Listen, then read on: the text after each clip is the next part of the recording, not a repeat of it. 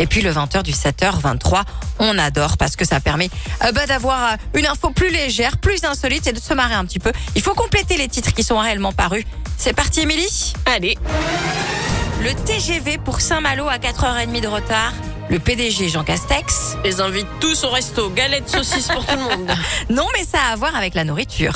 Ah, ça a à voir avec la nourriture. Je sais pas, il fait venir un chef étoilé à bord du...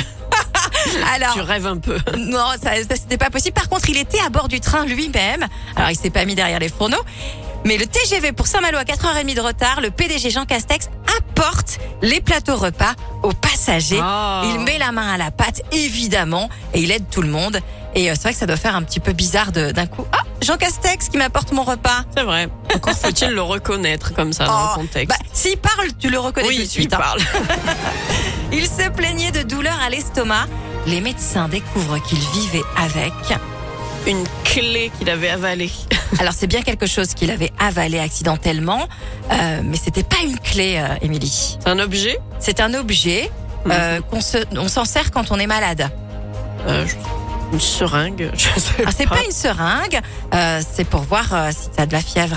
Ah, il a avalé un thermomètre. Oui, il se plaignait de douleurs à l'estomac. Les médecins découvrent qu'il vivait avec un thermomètre au mercure dans le ventre depuis 20 ans. Ah oui. Énorme. En fait, ce qui s'est passé, c'est qu'à l'époque, il avait 12 ans.